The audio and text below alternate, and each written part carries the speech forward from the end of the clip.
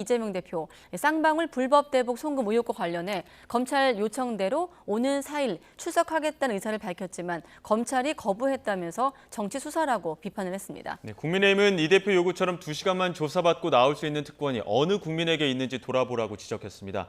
국회 취재기자 연결해 알아보겠습니다. 이준엽 기자. 네, 국회입니다. 네, 아까 우리가 들은 검찰 취재기자 우 기자 얘기를 좀 종합해서 들어볼 필요가 있습니다만 아무튼 이재명 대표와 검찰 사이에서 날짜를 놓고 계속 입장이 엇갈리고 있는 것 같습니다.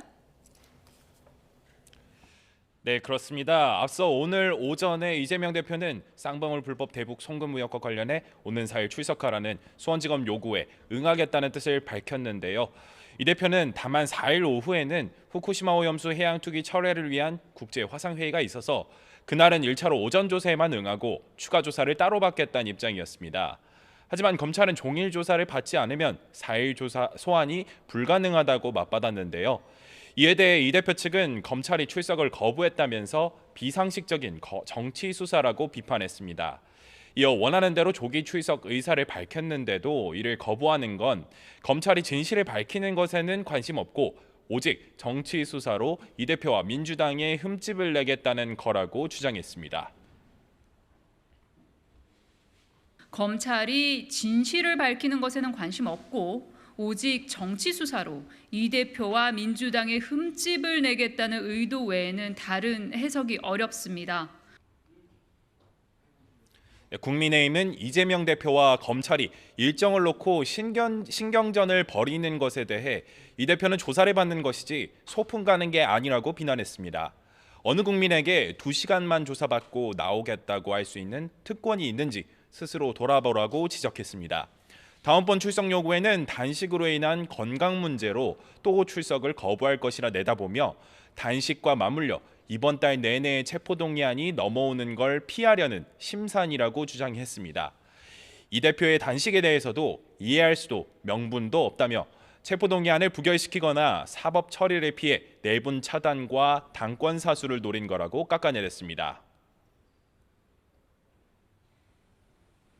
검찰에 수사를 받으러 가는 것이지 나들이 소풍 가는 것이 아니라고 제가 여러 번 말씀드렸습니다. 어느 국민이 내가 2시간만 조사받고 나오겠다고 할 수 있는 특권이 있는지 스스로 잘 돌아보시기 바랍니다. 네, 오늘 개회한 정기국회 일정도 자세히 전해주시죠. 네, 조금 전 오후 2시 개회식을 시작으로 국회는 오는 12월 9일까지 100일 동안의 대장정에 돌입했습니다. 정부를 상대로 국정 정반의 운영 상황을 묻는 대정부 질문은 오는 5일부터 8일까지 나흘 동안 진행됩니다. 오는 18일에는 더불어민주당 박광원 원내대표가, 20일에는 국민의힘 윤재욱 원내대표가 교섭단체 대표 연설을 합니다. 국정감사는 다음 달 10일부터 27일까지 이어지는데요. 홍범도 장군 흉상 이전을 둘러싼 이념 논쟁, 일본 후쿠시마 원전 오염수 방류 문제 등 쟁점마다 치열한 여야 공방이 벌어질 전망입니다. 앞서 657조 원 규모로 편성된 내년도 정부 예산안도 오늘 국회에 제출되는데 정기국회 기간 상임위원회 예비심사와 예산결산특별위원회 본심사, 본회의 의결을 거쳐 확정됩니다. 국회 개회를 앞두고 국민의힘은 야당이 일방적 국회 운영을 가속화할 것으로 보인다며 정쟁이 아닌 정책 경쟁에 몰두하자고 촉구했습니다. 반면 민주당은 윤석열 정부의 역주행 폭주를 바로잡아서 민주주의를 회복하고 정권의 실정을 바로 세우겠다고 밝혔습니다. 만약 민주당이 단지 윤석열 정부의 국정 목표라는 이유만으로 국가개혁 법안들을 반대하고 나선다면 다음 총선 때 무리한 국정 발목 잡기에 대한 국민의 심판을 피할 수 없을 것입니다. 민주당은 이 정권에서 무너진 것을 다시 세워 회복하겠습니다. 민주주의와 민생경제를 회복해서 국민의 삶을 지키고 경제를 살리겠습니다.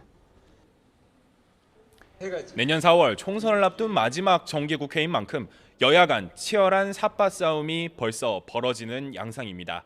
지금까지 국회에서 전해드렸습니다.